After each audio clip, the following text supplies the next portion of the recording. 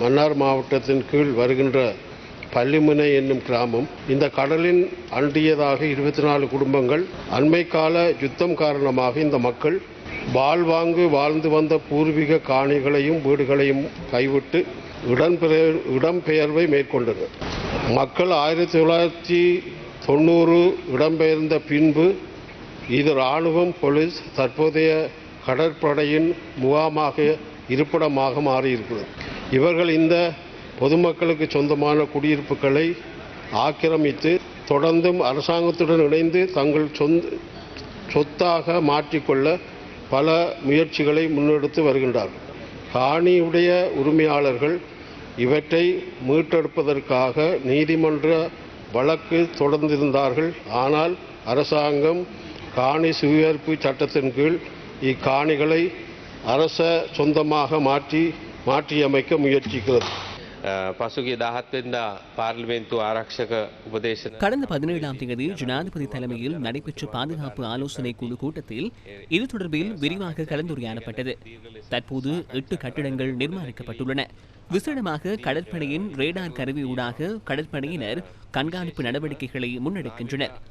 மீன்பிடி நடவடிக்கைகளுக்கு ஒத்துழைப்பு வழங்கவும், அதேபோல் கடற்கரை கண்காணிப்பு நடவடிக்கைகள் மற்றும் சிறு படகுகள் ஊடாக இடம்பெறும் சட்டவிரோத கடத்தல் நடவடிக்கைகளை தடுத்து தேசிய பாதுகாப்பிற்கு ஒத்துழைப்பு வழங்குவதே அதன் பிரதான நோக்கம்.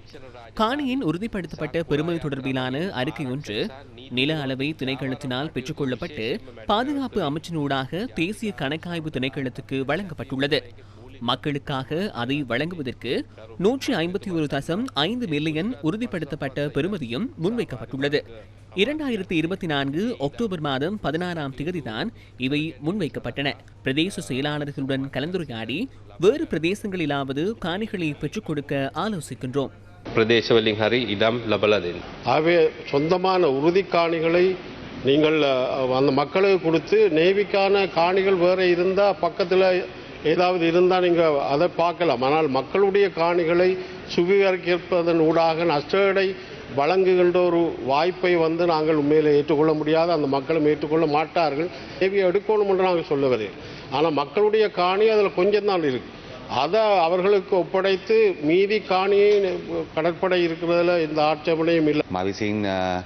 2 மாதங்களுக்கு முன்னர் யாழ்ப்பாணம் கட்டளை தளபதிக்கு இந்த விடயம் தொடர்பில் தெரிவித்திருந்தேன்.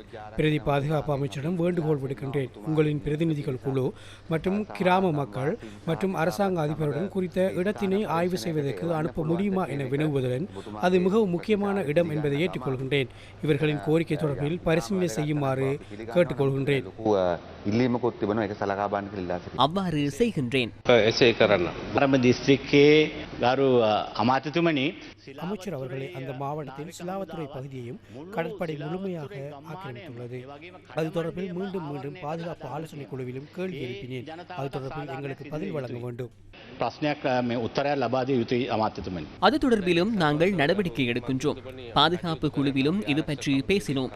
கலந்துரையாடல் ஒன்றும் ஏற்பாடு செய்யப்பட்டிருக்கின்றது. எதிர்வரும் நாட்களில் இதற்கான பதிலை வழங்குவோம்.